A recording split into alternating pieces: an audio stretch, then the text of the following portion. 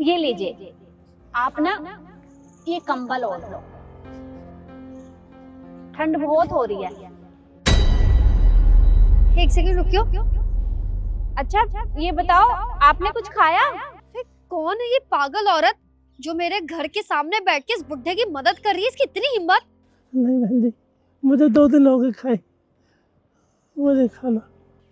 ये तो देखी देखी सी लग रही है।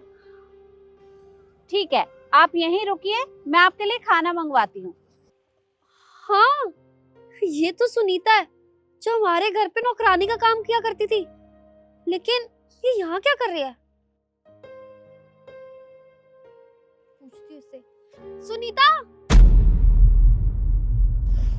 अरे काव्या बेबी, अच्छा सुनो, तुम रुको, मैं आती हूँ।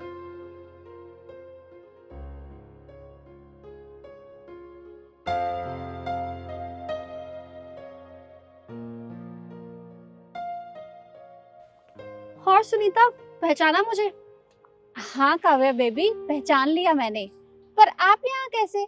आप तो सिंगापुर में थे ना? हाँ, मैं सिंगापुर में थी स्टडीज के लिए, लेकिन अब मेरी स्टडीज कंप्लीट हो गई तो मैं यहाँ आ गई हूँ, मेरा यहाँ ट्रांसफर हो गया। बाय द वे सुनीता, तुम मुझे ये बताओ, तुम तो लोगों के घर में झाड़ू पोछे का काम करती थी ना, और वो झोपड़पट्टी में रहती थी, तो आज तुम्हारे इतने अच्छे दिन कैसे आ गए? लाइक लुक एट योरसेल्फ, तुमने इतनी अच्छी साड़ी पहनी है, हाथ में गोल्ड पहना है, गले में गोल्ड की चेन पहनी है। अब एक बात बताओ, तुम्हारी कोई लॉटरी वगैरह लगी है या फिर चोरी करनी शुरू कर दी है? अरे नहीं नहीं बिटिया, ऐसी कोई बात नहीं है। और आपने बिल्कुल ठीक कहा, पहले मैं आपके घर में नौकरानी का काम करती थी, पर अब मेरे हालात बिल्कुल बदल गए हैं। मैंने अपने बेटे को पढ़ाया लिखाया, इस काबिल बनाया कि आज वो बहुत बड़ा अफसर है, और हमारे पास सब कुछ है। रहने के लिए घर है, आने जाने के लिए गाड़ी है, बस भगवान की दुआ से किसी भी चीज की कोई कमी नहीं है। हाँ, अच्छी बात है, कमी नहीं है। लेकिन सुनीता, तुम्हें वो टाइम याद है जब तुम लोगों के घर जाती थी और हाथ जोड़ के भीख मांगती थी? वो टाइम तो याद होगा ना तुम्हें अच्छे से। खैर, जो है सो है। ये बताओ, तुम यहाँ क्या कर रही हो?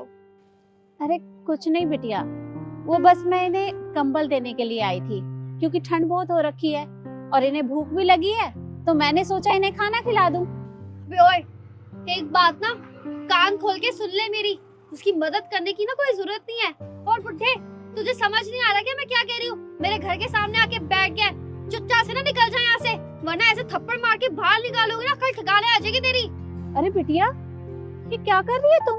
अरे इनके ऊपर इस तरह से चिल्ला क्यों रही हो? देखो, मैं मानती हूँ कि ये बहुत गरीब हैं, लेकिन तुम्हें कोई हक नहीं बनता किसी के ऊपर भी इस तरह से चिल्लाने का। सुन, तू ना ज्यादा बोल मत। अरे तो पैसे क्या कमा ले, तेरे अंदर तो अक्कड़ आ गई है, और तू मुझसे जुबान लड़ा रही है। अरे भूल गई क्या, पहले ना तुम्हारे घर में ना नौकरानी का काम करती थी, भीख मांगती थी, और तू होती कौन है मुझे समझाने वाली? अरे आज भी ना तू वैसी की वैसी रहेगी, और तेरी सोच ना छोटी की छोटी है, और इन जैसे लोगों को तू सपोर्ट कर रही है। अरे जानती नहीं तू इन जैसे लोगों को? अरे किसी के भी घर के आगे सामने बैठ जाते हैं, अरे कल को इसको कुछ हो गया तो लेने के देने तो मेरे पड़ जाएंगे ना।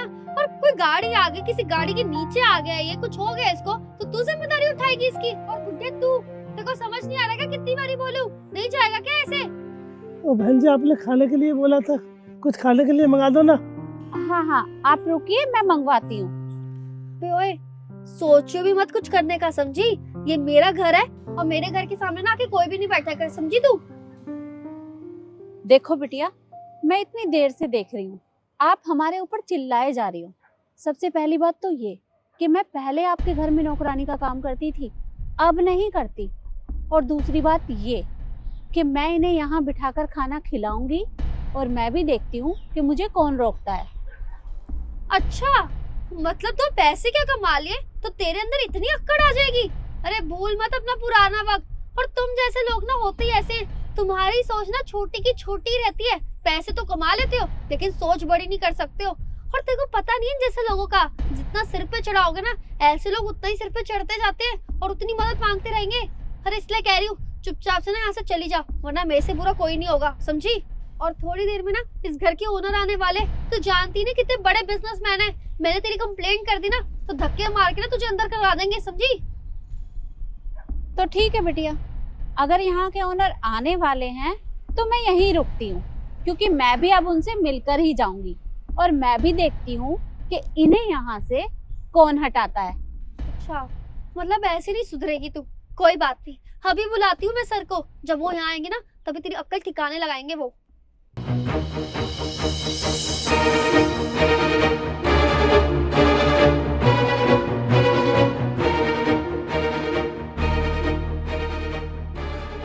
वो देख, आ गए सर। अब तू देख बेटा, तू नहीं बचेगी। अरे ये काव्या यहाँ पर क्या कर रही है?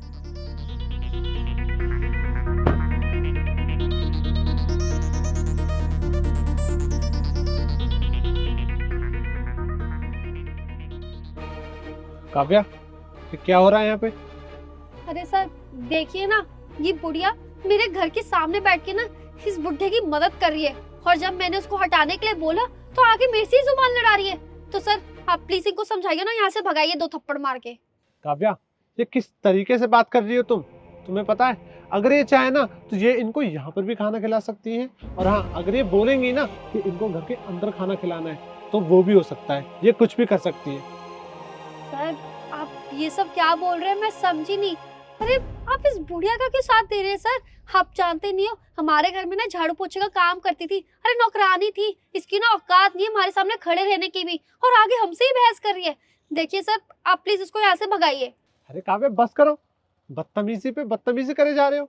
मैं तुम्हें बताता हूँ, जिनसे तुम बदतमीजी कर रही हो ना, ये और कोई नहीं बल्कि मेरी माँ है। क्या सर, ये आपकी माँ है? आपने मुझे बताया क्यों नहीं? अब ma'am, I am really very sorry. मुझे नहीं पता था कि सर आपके बेटे हैं। अगर मुझे पता होता ना तो मैं आपके साथ कभी भी बदतमीजी नहीं करती। आई am really very sorry ma'am. क्या कहा तुमने? सॉरी? अरे मैं कितनी देर से तुम्हें कुछ बताने की कोशिश कर रही हूँ, पर तुम होके बोले जा रही हो, हमारे ऊपर चिल्लाए जा रही हो। तुमने बोलने का मौका दिया मुझे? अरे मैंने देखा है तुम्हारे माँ बाप को, वो हर किसी की रिस्पेक्ट करते हैं। मुझे नहीं लगता कि उन्होंने तुम्हें इस तरह के संस्कार दिए होंगे कि तुम किसी के ऊपर भी चिल्लाओ। अरे ये तुम्हारे घर के सामने बैठे हैं तो तुम्हें तो इनकी मदद करनी चाहिए, और तुम उल्टा इन्हें डांटे जा रही हो। I am sorry sir, sorry ma'am, लेकिन आगे से कभी ऐसा नहीं होगा। और मेरे घर के आगे जो बैठेगा ना, मैं उसकी मदद करूंगी। इनफैक्ट जो दिखेगा उसकी भी मदद करूंगी, हर गरीब की मदद करूंगी। लेकिन प्लीज इस बार मुझे माफ कर दीजिए सर, प्लीज। अरे काव्या, ये छोटी मोटी चीजें ना बचपन में ही सिखा दी जाती हैं। अरे तुम इतने अच्छे घर से हो, इतनी पढ़ी लिखी हो, और बड़ों से कैसे बात करते हैं तुमने ये तो कभी सीखा ही नहीं। और हाँ बिटिया, एक आखिरी बात, मैं तुम्हें बस इतना ही समझाऊंगी कि आगे से किसी के साथ भी इस तरह की हरकत मत करना, समझी तुम? जी, I am really very sorry ma'am. और बेटा, ठंड बहुत हो रही है और इन्हें भूख भी बहुत लगी है। एक काम कर, इन्हें घर के अंदर लेकर चल, इन्हें खाना खिलाते हैं। जी माँ। आप लोगों की कुछ